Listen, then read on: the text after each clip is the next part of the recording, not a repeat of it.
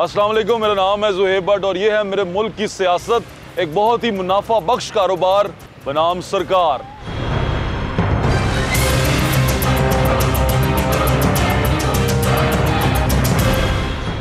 जी सबसे पहले तो कुछ दिन पहले सीएम पंजाब सरदार उस्मान खान बुज़दार साहब ने एक ट्वीट किया। वो ट्वीट आप साथ वाली विंडो में चलता हुआ देख रहे हैं, जिसमें उन्होंने मुल्तान मेट्रो बस के ऊपर कमेंट किया और उन्होंने कहा कि ये जो मुल्तान की मेट्रो है ये मुनाफा बख्श नहीं रही, इसके ऊपर हमें मुनाफा नहीं हो रहा, सरकार को मुनाफा नहीं हो रहा। तो सबसे पहले मैं बुज़दार साहब से एक रिक्वेस्ट करना चाहता हूँ कि हुकूमतें, रियासत आवाम से कारोबार नहीं करती। रियासत जो काम करती है, रियासत जो इक़दाम उठाती है, रियासत जो इन्वेस्ट करती है, वो आवाम की फ़लाह के लिए करती है। जिसमें आवाम की फ़लाह होती है उस काम में रियासत इन्वेस्ट करती है, और रियासत जो कमाई करती है वो उसको आवाम कमा के टैक्स की सूरत में देते हैं। तो जनाब बुज़दार साहब, अगर आप हमसे ही मुनाफा कमाना शुरू कर देंगे तो फिर आप में और उस बनिए में क्या फ़र्क रह जाएगा जो अपने गाहक का खून चूसता रहता है, उसी के पैसे पे फलता फूलता रहता है, और उसका गाहक एक दिन बेचारा उसके कर्ज के नीचे दब के मर जाता है।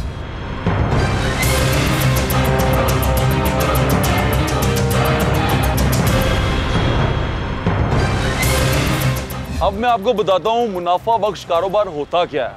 मुनाफा बख्श कारोबार कहते किसे हैं? मुनाफा बख्श कारोबार ये होता है कि आपने 10 रुपये इन्वेस्ट किए हैं तो आपने उसमें से 12 रुपये 15 रुपये कमाना चाहते हैं, ये आपकी नीयत होती है। ये प्राइवेट बिजनेसमैन ऐसे करता है। लेकिन सरकारी सतह पे क्या होता है, जब आप इन्वेस्ट करते हैं अपने मुलाजिम को, फॉर एग्जांपल मैं एक छोटी सी एग्जांपल दे रहा हूँ, आप सारा सेटअप ले लें, सरकार का सारा सेटअप ले लें, सरकार का ख़जाना, सरकार कोई कमाइयाँ नहीं करती। वज़ीर-ए-आज़म साहब कोई घर में सिलाई कढ़ाई का काम नहीं करते, कोई टोपियाँ नहीं सीते।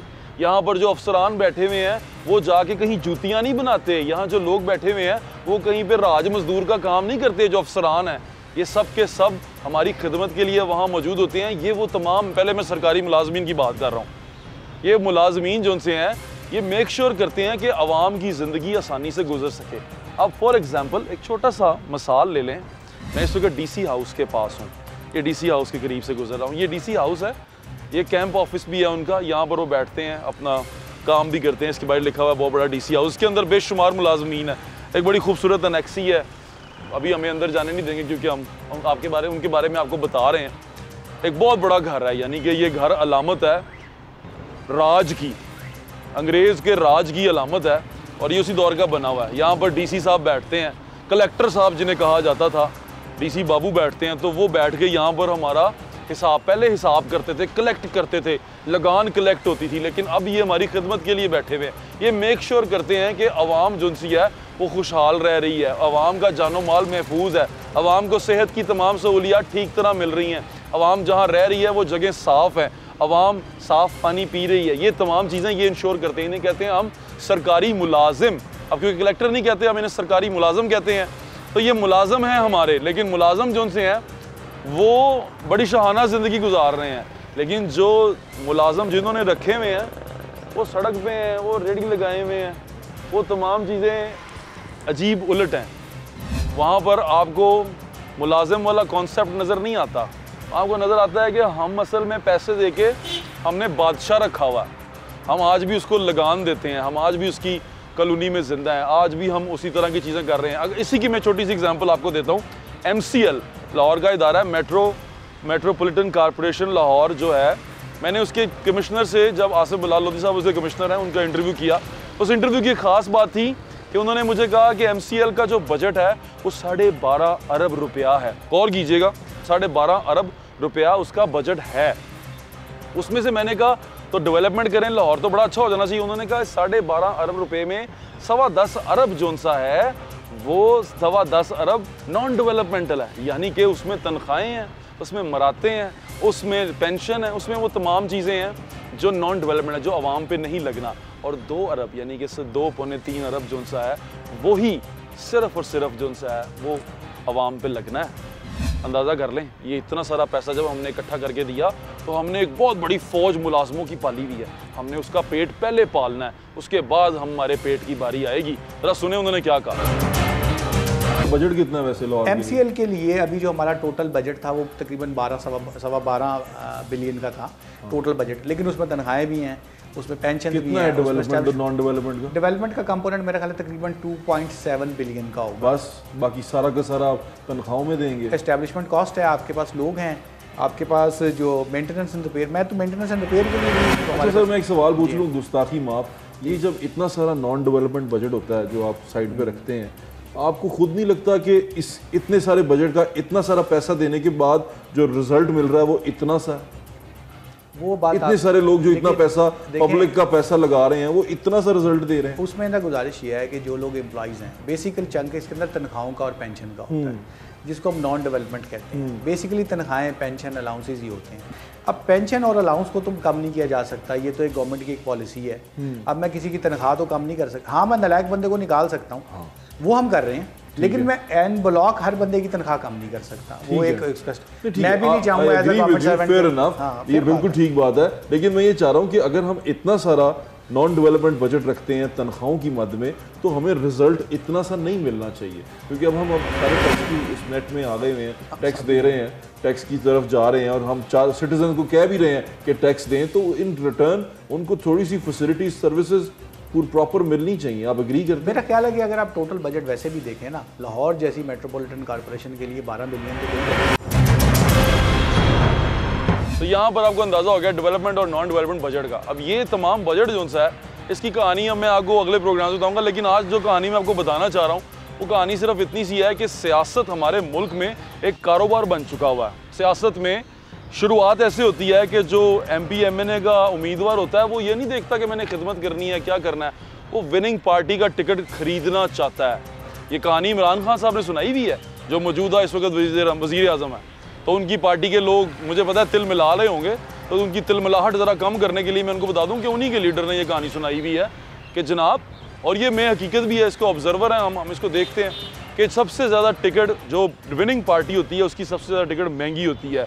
MP MNA जो से हैं वो करोड़ों रुपए में टिकट खरीदते हैं। इवन सेनेट के इलेक्शन में वज़ीर आज़म ने आपको खुद कहा कि भाई ये सेनेट में मंडी लगी हुई है। पाकिस्तान के सेनेट के इलेक्शनों में पैसा चलता है, रिश्वत चलती है, सबको पता है। तो जो नेशनल असम्बली या प्रोविंशियल असम्बली है उसकी सीट में भी इसी तरह मंडलियाँ लगती हैं। अब ये मंडली जो सी है, जो मंडली लगी हुई है, ये मंडली लगाता कौन है और ये क्यों लगती है? ये मंडली का मतलब होता है कि यहाँ कारोबार हो रहा है, एक मंडी लगी हुई है, पैसा चलता है रिश्वतें देने पे। MPs अपने ज़मीर बेचते हैं। उस मंडी के अंदर जब आप करोड़ों रुपया लगा के टिकट उसकी हासिल कर रहे हैं तो यकीनन आप कोई फलाही काम करने तो जा नहीं रहे होंगे।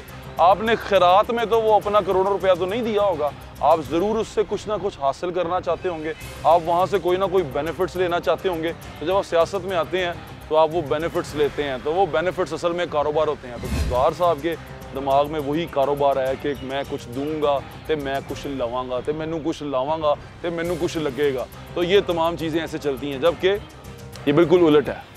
हम लोग खून पसीने से, मेहनत से कमाई करके हुकूमत का टैक्स की सूरत में पेट भरते हैं। हम तो फाइलर बनते हैं तो अपना टैक्स हुकूमत को देते हैं, अपनी जायज़ कमाई में से हिस्सा हुकूमत का देते हैं। उसको हुकूमत को इसलिए देते हैं कि वो हमारे भले के लिए काम करे। वो काम क्या करे? वो काम ये करे कि वो हमें अच्छे स्कूल दे, हमारे बच्चों को, हमें जब बीमार हों तो अच्छी सहूलियात दे सेहत की, ना कि वो हमें वैक्सीन भी खैरात में लेके लगवाए।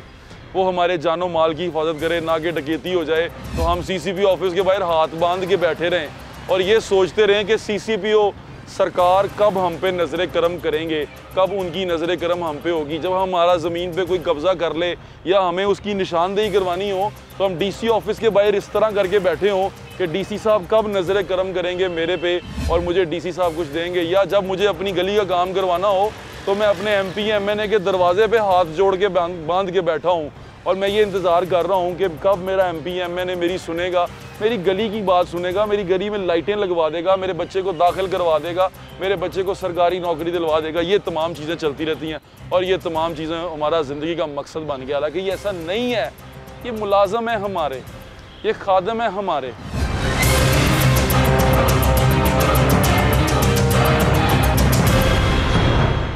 मैं GOR1 में मौजूद हूँ, तो मेरे GOR1 के अंदर जो बंगले हैं वो कनालों पे मुहित है। वहाँ कौन रहता है? आपके और मेरे मुलाजिम, ये मैं तंजिया नहीं कह रहा, ये सिविल सर्वेंट्स हैं, ये जो लोग हैं ये मेरी और आपकी खिदमत के लिए यहाँ पर हैं।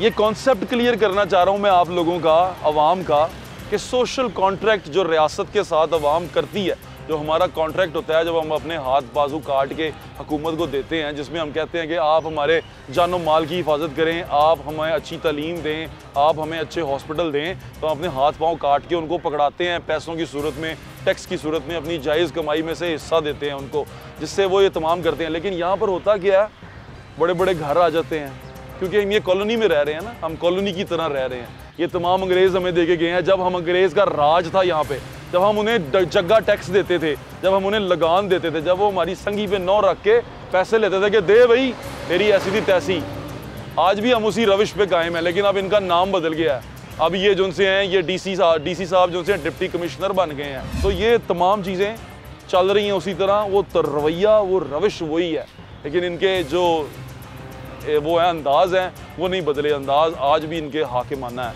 तो हाकिम का अंदाज़ जो सा है वो सिर्फ हमें बदलना है, वो इस तरह बदलना है जब हम अपना रवैया बदलेंगे। आज जाके जब आप हाथ जोड़ के खड़े होंगे ना अपने MPA के सामने या DCO के सामने या CCPO के सामने अपना हक मांगने के लिए, तो एक दफ़ा ज़हन में ये सोचिएगा ये आपके मुलाजिम हैं। बस एक बार ये सोचिएगा। एक आपको छोटी सी वीडियो दिखाता हूँ।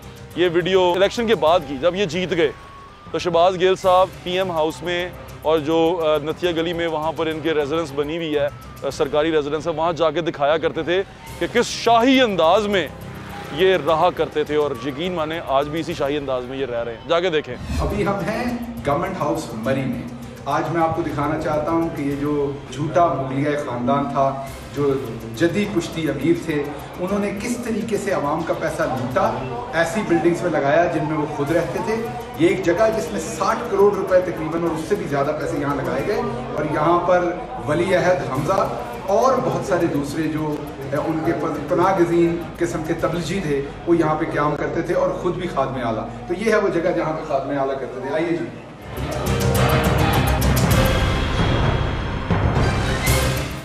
ये जी ड्राइंग रूम, जहाँ बैठ के भाव ताव किया जाता था, जहाँ पे जब फॉरवर्ड ब्लॉक बनाए जाते थे, जब लोगों की खरीदो फरोख्त होती थी।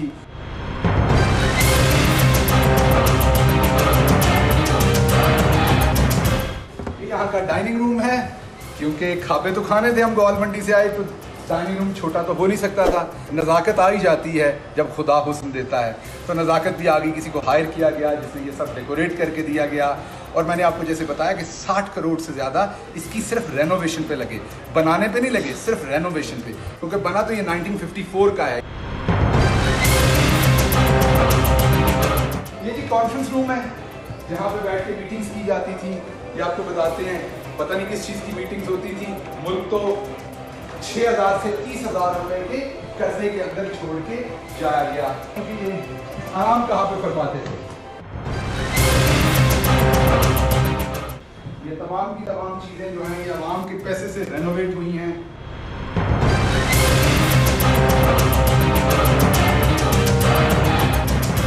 आपको याद आते होंगे मुगल बादशाह ये सब कुछ देख के।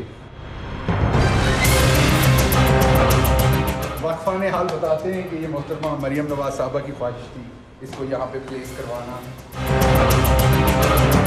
मैं बार बार याद करवा दूँ, ये आपके पैसे से है, ये आवाम का पैसा था।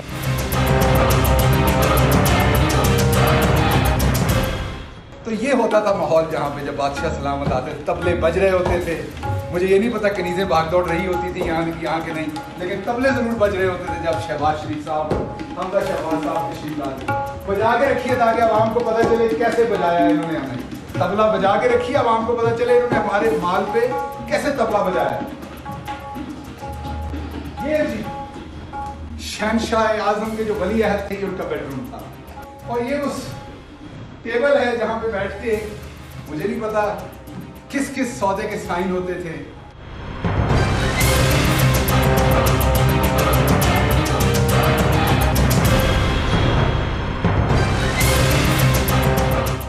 एक खाते का इंतजाम ऊपर भी है, जरा जो बादशाह सलामत है वो यहाँ बैठते थे। ये खाते का जो मैंने आपको बताया कि कहना खाता तो नहीं चाहिए, मुझे पता है इंसल्ट है इस सारे अरेंजमेंट की। यहाँ पे पता नहीं कौन कौन सी कुजीन्स बनती होगी। बेडरूम है ऊपर।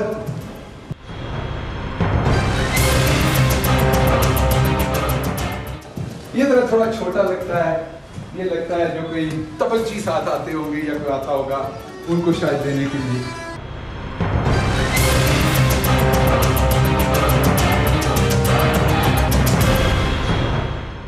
अब मैं यहाँ से साइन ऑफ करता हूँ। आपको ये दिखाना था, आपका पैसा था, आपका तबला था जो यहाँ पे बजता रहा है। ये खानदान जो कभी लोहा बेचता था, उन्होंने किस तरीके से बाहर लोगों को क्या बताया और अंदर क्या करता रहा है। दुनिया जो सी है वो आगे जा रही है और हम पीछे जा रहे हैं। हम सदका खैरात और चंदे की तरफ जा रहे हैं और दुनिया जो सी है वो चंदा देने की तरफ जा रही है।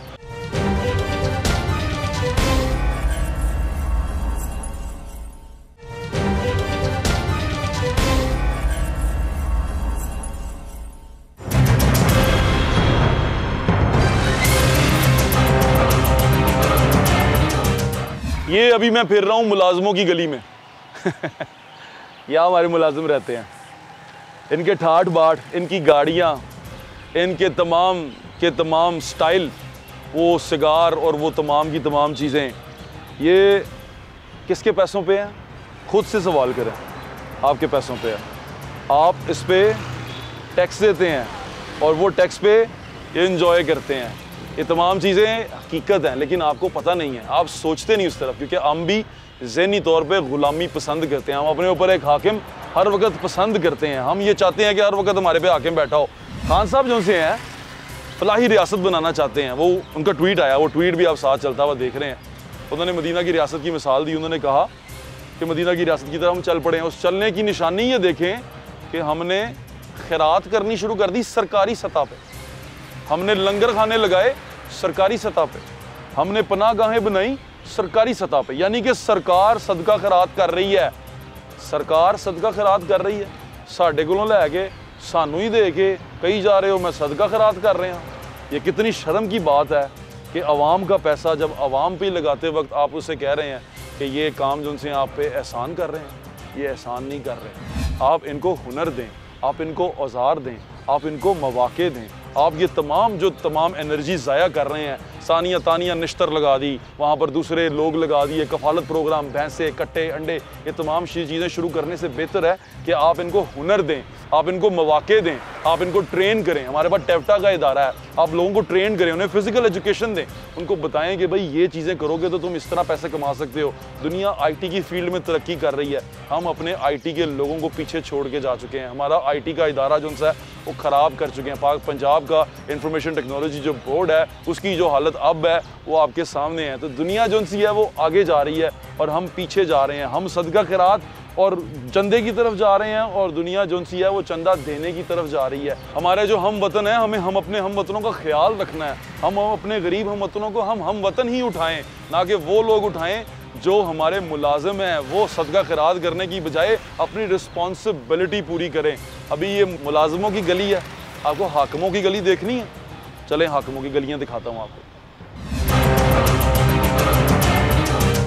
सोचें ये ज़मान पार्क में घर हो ये वाला। चाचू एडा नज़ारा ले रहे हो कि कितने बैठे हो? रावी के किनारे ते बैठे हैं, ठंडियां हवावां ले रहे हैं। वो देखो शहबाज शरीफ वाले बूट पाए देने उन्हें। कैसे वोट मांगेंगे इनसे? बाबे को क्या कहेंगे आप? ਅਸੀਂ ਜਿੰਨਾ ਚਿਰ ਕੰਮ ਨਾ ਹੋਇਆ ਕਿਸੇ पार्टी ਨੂੰ वोट नहीं देंगे। कि आपसे पहले भी यहाँ एक शख्स तख्त नशीं था, उसे भी अपने खुदा होने पे इतना ही यकीन था। ये गोवाल मंडी है। रहे हैं ये ना जी ना, देख लो ਤੁਹਾਡੇ ਸਾਹਮਣੇ ही है।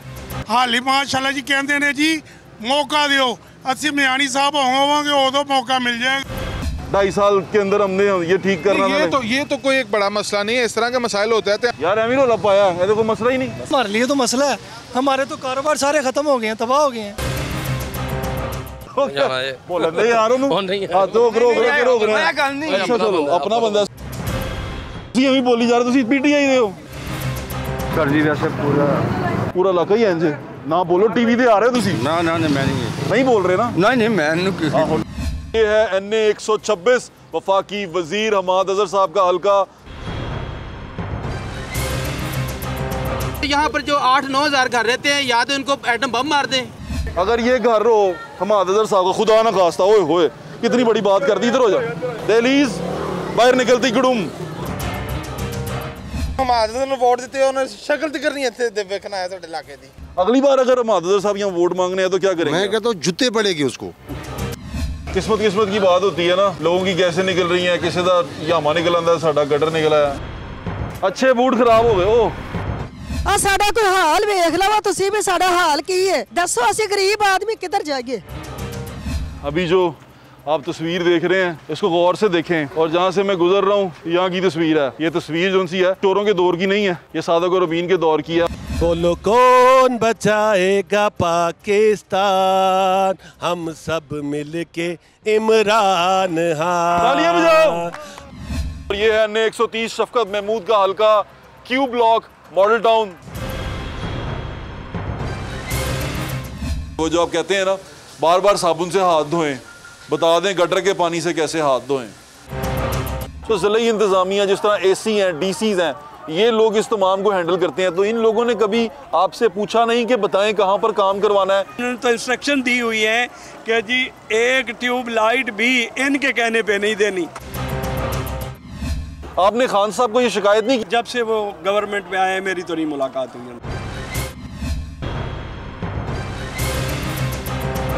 ये मॉडल टाउन है और ये गटर जोन से हैं, ये उबल रहे हैं। जिथे चले जाओ जेड़ा भन्नोगे वही लाल जे हजूर।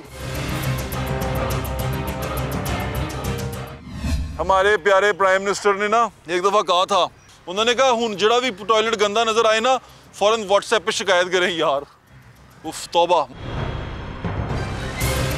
आपको बताऊं ये मॉडल टाउन के साथ क्यों हो रहा है? इसकी वजह से हो रहा है सारा कुछ। ये है NA 127 तब्दीली आने के बाद इस पुल पे एक बड़ी शानदार वीडियो बनी थी जिसमें कराची वालों को ये दिखाया गया था कि लाहौर पेरिस नहीं बना। तो मैं कराची वालों को बताना चाहता हूँ आज भी लाहौर पेरिस नहीं बना। मरियम नवाज का पेरिस जरा मुलाजा फरमाएं। कराची वालों ये आके देखो, ये जरा इस पेरिस का आप लोग हाल देखें। तो मेरे पीछे देख रहे हैं आप, मैं अभी आपकी दुनिया बदल दूं। ये देखें, अब कैमरा ज़रा दूर होता जाएगा मुझसे। तो मेरे पीछे देख रहे हैं कितना बड़ा ड्रेन है। ये कोई दरिया या नहर नहीं है, ये गंदा पानी का नाला है। ये है PP 160 इचरा मियां महमूद रशीद साहब का हल्का। दो जवान बच्चे साडे फोत होने मेरे भतीजे, दो जवान दोनों जवान भाई इस गंद दे विच इत्थे किथे कोई बंदा आए 3 साल तो पहले तो नहीं ना हैगा। नहीं वो तो ठीक होता बिल्कुल सही है। हुकूमत चंगी आई जेड़े लेके बैठ गई सारी दुनिया। ये डब्बा जोन से है ना तीनों भरे हुए थे जब मैं गली मोड़ा हूं ना। आपकी दहशत ही इतनी है। हमारी गाड़ियां भी आ गई हैं, LMC भी ठीक हो गया है।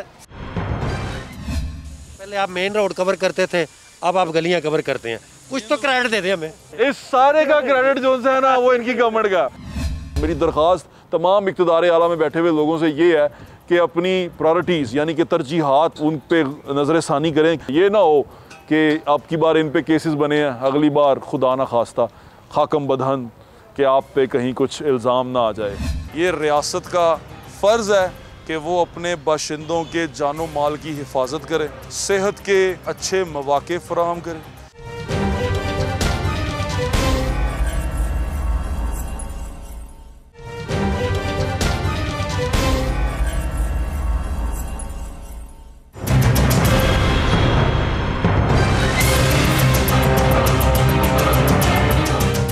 अभी मैंने आपको दिखाई है हाकिमों की गली। ये हाकिमों की गली असल में हमारी गली है क्योंकि हम हाकिम हैं और हम ये सारी बातें। तो आज के शो में मैंने आपको सिर्फ ये बताना चाहता हूँ कि सरकार अवाम के साथ, रियासत अवाम के साथ कारोबार नहीं करती।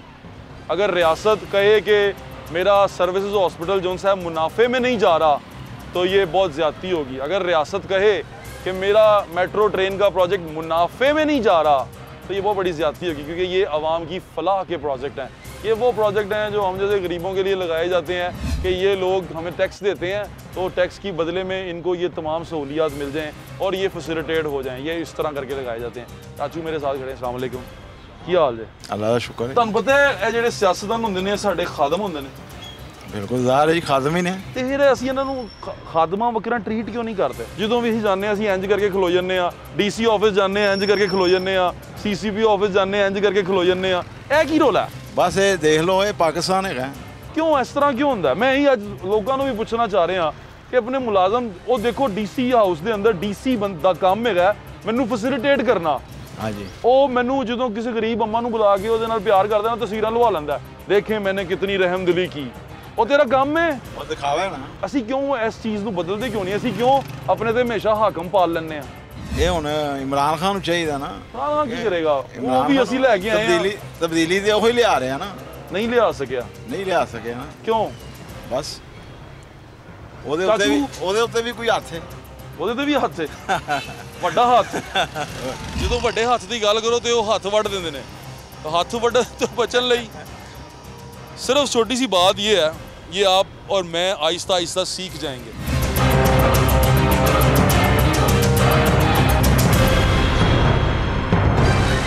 अस्सलाम वालेकुम, क्या हाल है?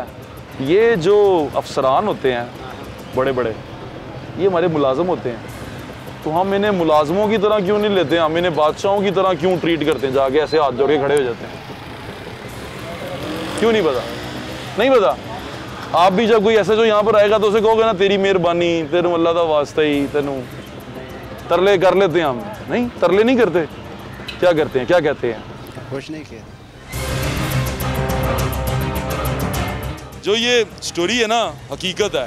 हकीकत ये है, ये छोटी सी हकीकत है, वो आपने समझनी है कि हम मलका बरतानिया के राज में ज़िंदा नहीं हैं।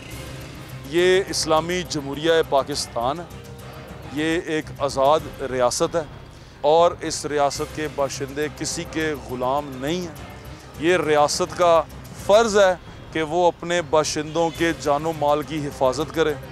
ये रियासत का फ़र्ज़ है कि वो सेहत के अच्छे मौक़े फ़राहम करे। ये रियासत का फ़र्ज़ है कि वो रियासत के बच्चों को अच्छा तालीम दे, अच्छा मुस्तक़बिल दे, पीने का साफ़ पानी दे, रहने के लिए अच्छी आबो हवा दे। ये रियासत के फ़राइज़ हैं। ये रियासत के ये फ़राइज़ उनसे हैं कि पूरे करने के लिए हम रियासत को टैक्स की सूरत में पैसे देते हैं। रियासत जो तमाम मरात, जो तमाम फैसिलिटीज़ इंजॉय करती है, जो गाड़ियाँ, जो प्रोटोकॉल इंजॉय करती है, वो रियासत हमारे पैसों पे इंजॉय करती है। अब ये उनको बावर कराने का वक्त आ गया है कि वो आवाम की वजह से ज़िंदा हैं। बड़े बड़े सरकारी मुलाजमीन, बड़े बड़े लोग जो उनसे हैं, वो सिर्फ़ और सिर्फ आवाम के पैसों के ऊपर ज़िंदा है। मैं जैसे पहले कह रहा था वैसे भी बता रहा हूँ, ना वज़ीर आज़म टोपियाँ सी के अपना गुजारा करते हैं, ना वज़ीर आज़म कुरान पाक लिख के अपना गुजारा करते हैं, ना उस्मान बुज़दार जूतियाँ जो उनसी हैं वो गांठ के अपना गुजारा करते हैं। वो वहाँ बैठते हैं, दफ्तर जाते हैं, इसलिए जाते हैं कि उनका मुकम्मल मकसद आवाम की खिदमत, आवाम को डिलीवर करना है, जिसके बदले में उनको एक तनख्वाह दी जाती है, एक घर दिया जाता है, एक प्रोटोकॉल दिया जाता है कि भाई आपने आवाम की खिदमत करनी है। वहाँ जो अफसरान बैठे हैं जिनका ये घर है, GOR में हम मौजूद हैं, ये अफसरान को इस चीज़ की तनख्वाह मिलती है कि ये आवाम की को फैसिलिटेट कर सकें, उनकी ज़िंदगी बेहतर बना सकें, उनके बच्चों का मुस्तकबिल बेहतर बना सकें।